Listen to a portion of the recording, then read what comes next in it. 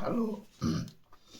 आज प्रिय विद्यार्थियों की मांग के अनुसार ध्यान रखते हुए मछलीश्वर गुप्त द्वारा रचा गया गीत जो हमारे पाठ्यक्रम में साकेत महाकाव्य से लिया गया है, वो महाकाव्य हमारा बहुत ही महत्वपूर्ण महाकाव्य है। ऐसे महाकाव्य का लिखा हुआ गीत जो साकेत में गीत लिखा गया हुआ उर्मिला के विरह वर्णन पर लिखा गया है, उनका विरह वर्णन पढ़ने के लिए पहला गीत जो 2026 की परीक्षा के लिए बहुत ही महत्वपूर्ण है। इसके अलावा आप सब इधर उधर भटके ना, और यदि भटक रहे हैं तो आप निश्चित रूप से अपने लक्ष्य हासिल नहीं कर पाएंगे। जो आपने अपना लक्ष्य 95+ का ले रखा है, वो हासिल करने के लिए अब जो चीज़ें महत्वपूर्ण हैं उन्हें ही पढ़ें और आगे बढ़ें। मैं आपसे एक चीज़ और बता दूं कि सबसे पहले तो आपको गद्य हो या काव्य हो या दिग्दर्शिका हो, सबसे पहला काम 8 नंबर को मेंटेन करने के लिए पाठ के नाम, लेखक के नाम याद होने चाहिए। सामान्य हिंदी हो, साहित्यिक हिंदी हो, ये 4 नंबर गद्य दे करके जाता है। और इनका पहला गीत है निरख सखी ये खंजन आए, फेरे मेरे उन रंजन ने, फेरे मेरे उन रंजन ने, फेरे मेरे उन रंजन ने, फैला उनके तन का आतप मन से सरसाए, फैला उनके तन का आतप मन से सरसाए, घूमे वे इस ओर वहाँ ये हंस उड़ यहाँ आए, करके ध्यान आज इस जन का निश्चय वे मुस्काए, फूल उठे हैं कमल अधर से या बंदूक सुहाए, स्वागत स्वागत स्वागत शरद भाग्य से मैंने दर्शन पाए, स्वागत स्वागत स्वागत शरद मैंने भाग्य से दर्शन पाए, नभने मोती वारे लो ये अश्रु अर्ध लाए। इस काव्यांश को पढ़ने से हम एक चीज़ तो सीख लेते हैं कि काव्य को कैसे करना है। काव्य में अब पाठ्यक्रमानुसार 5 प्रश्न आने लगे हैं। 5 प्रश्न में पहला प्रश्न जो बनता है कि पाठ का नाम और लेखक का नाम, तो ये आपके साकेत महाकाव्य से लिया गया गीत है जो मछलीश्वर गुप्त के द्वारा लिखा गया है। हम और आपसे बात करेंगे मछलीश्वर गुप्त की। राष्ट्र कवि के रूप में भारतीय रचना के नाम से फेमस हुए और इनकी साकेत रचना 12 सर्गों में महाकाव्य है। द्विवेदी युग के सशक्त हस्ताक्षर हैं। ऐसे सशक्त हस्ताक्षर की रचना जो हम पढ़ रहे हैं गीत 2026 के लिए बहुत ही महत्वपूर्ण है। इसके अर्थ को समझने के लिए तो सबसे पहली लाइन है फेरे मेरे जो निरख सखी ये खंजन आए।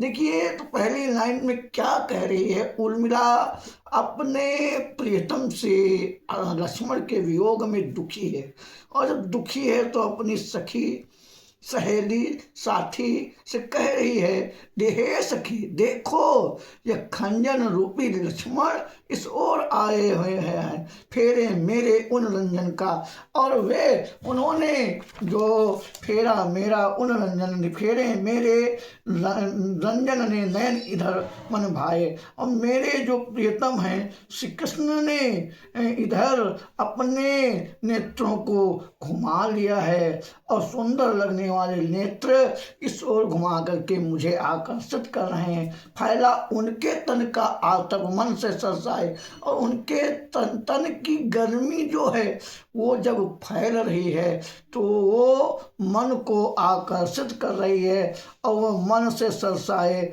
और वे आनंदित होकर के प्रमुदित होकर के मंद मंद मुस्कुरा रहे हैं, और कमल करके ध्यान वे इस ओर घूमे वहाँ, और उस वन में वो वहाँ इस ओर घूमे कर, और निश्चय मुस्कुराए, और इस यहाँ उड़ आए, और मंद गति से जो है हंस उड़ आए हैं धीरे धीरे करके ध्यान आज इस जन का वे निश्चय मुस्कुराए।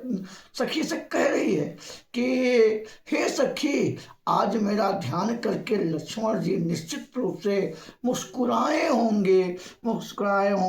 फूले कमल हैं इधर से बंदूक सुहाए।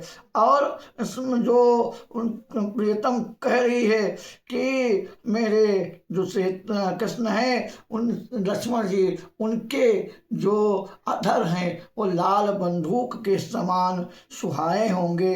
स्वागत सर्द, अब कहती है स्वागत है सर्द, तो मन से भाग्य से मैं आपके दर्शन मैंने भाग्य से प्राप्त किए हैं, मैं कहीं से लेने नहीं गई। और न बने मोती वारे लो अश्वर्य भर लाए, और असंख्य मोती न्यौछावर किए हैं, लो मेरे ये नेत्र जो हैं वो अश्वरूपी अर्ध को भर लाए हैं। ये बात उर्मिला अपनी सखी से करी। इसका पहला प्रश्न मैंने अभी बीच में जिक्र किया। रेखांकित अंश की यदि हम बात करें तो रेखांकित अंश की बात के लिए हमें ये चीज ध्यान देनी होगी कि हम जो लाइन रेखांकित हो उसकी व्याख्या करें। यदि कभी कभी एग्जामिनर्स क्या करता है, पेपर सेटर कि दे देता है बिना रेखांकित अंश, उस स्थिति में हमें कंफ्यूज होने की ज़रूरत नहीं है और मुझे उस चीज़ को समझना है, वहाँ पर सभी जिन लाइनों का व्याख्या कर देनी है, ऐसा करना चाहिए।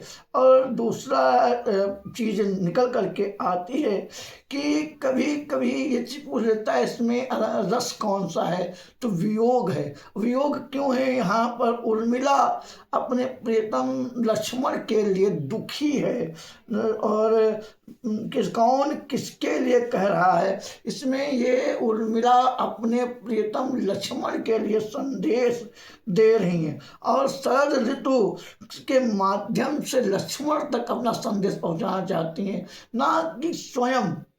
शरद ऋतु जो है उसके माध्यम से अपनी बात कह रही हैं और अपनी सखी से कह रही हैं।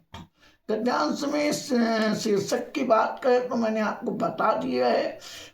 शरद ऋतु का वर्णन किया गया है।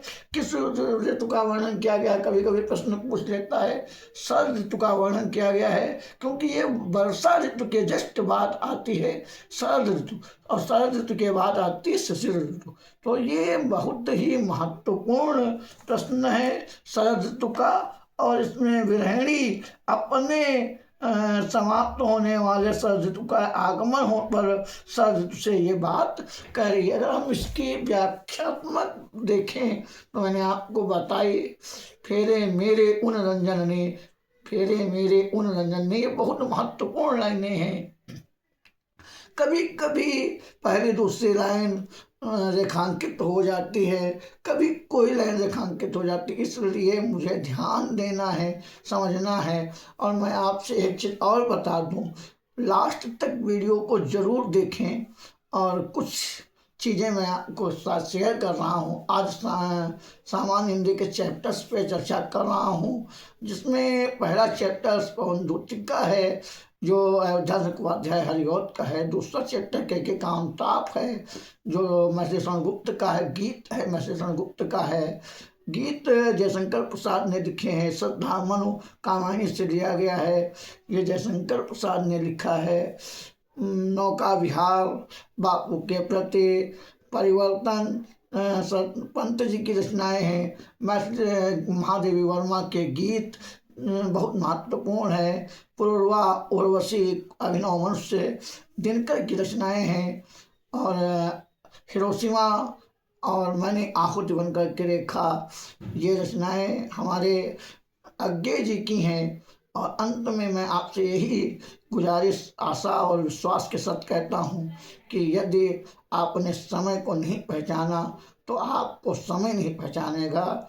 आज नहीं तो कल अपना रामबाण उठाना ही पड़ेगा, और रामबाण उठा लो, अभी समय है। इसके बाद मौका 18 फरवरी के बाद आने वाला नहीं। जय हिंद, जय भारत, जय हिंदी। आप सब मुझे अपने सपोर्ट जरूर देते रहें, अपने कमेंट देते रहें, अपने सुझाव देते रहें, जिससे कि आने वाले वीडियोज में मैं आपके साथ और बेहतर से बेहतर कर सकूं। जय हिंद।